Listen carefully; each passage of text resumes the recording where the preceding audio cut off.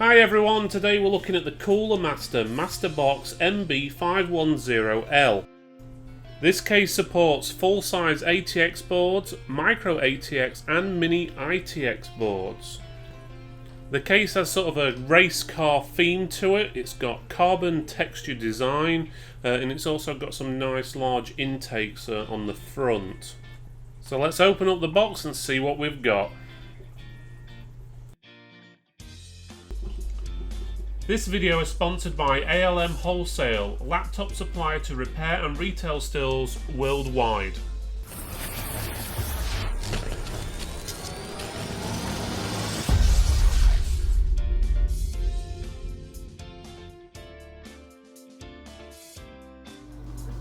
Hi guys, today we're looking at this Cooler Master MB510L case. We're going to see what it's like. I've not looked too much into it, so it'll be a bit of a surprise to see what it's like inside, so let's open it up.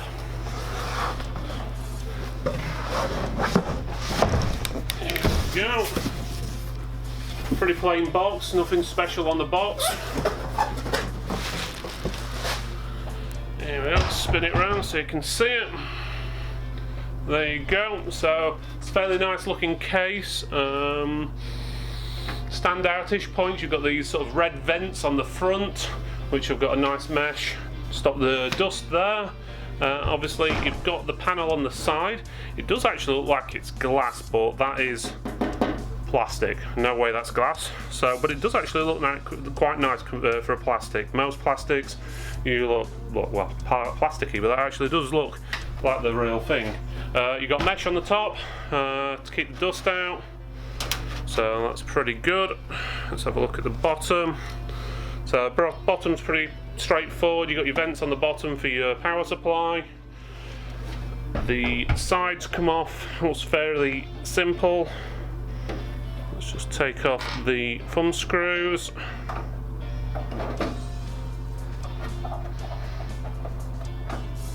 There you go. Right. So the inside of the case, so you've got your shroud, what goes over your power supply at the bottom. It looks like you've got plenty of space in there for doing all your cabling and stuff like that. The case only comes out with one fan, 120mm fan on the back. It's not RGB, that's a plain fan. So it's not going to do any special lighting effects or anything like that. There is room on the front for 3 fans, so if you wanted to put some RGB fans in, that'd be pretty good. I'm guessing they're trying to aim this at where you can customize it to look like how you want. So if you want in specific colors, you want it just to be red, you can just put red fans in and so forth. Rather than putting all the bling in for you, they'll leave that as optional. You can also obviously put plain fans in there if you wish.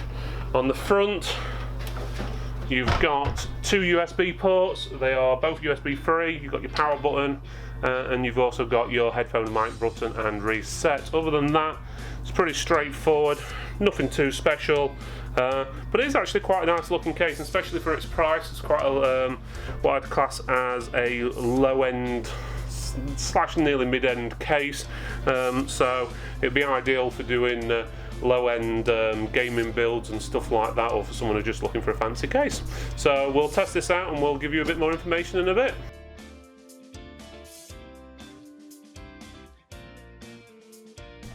We decided to test this case to see how good it would cool down the computer with just the one fan they supplied. Unfortunately, as we thought, the actual temperatures inside the case rose to above 70 degrees Celsius, which was extremely hot. When we did attach another 3 fans onto the front of the case, the temperatures dropped by around about 20 degrees. The front grill area where the mesh is on the front is slightly restrictive for the air when you've got 3 fans in there. We found by removing the actual front part of the case, the temperature actually dropped by another roughly 3 degrees. But to be honest, that happens on most cases and is not such a big deal.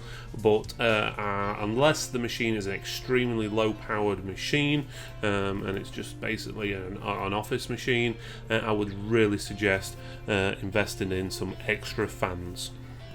If you wish, you can see more of this review at www.tech4tex.co.uk. Otherwise, if you enjoyed the video, please feel free to subscribe and give it a good thumbs up. Thanks again for watching, and see you next time.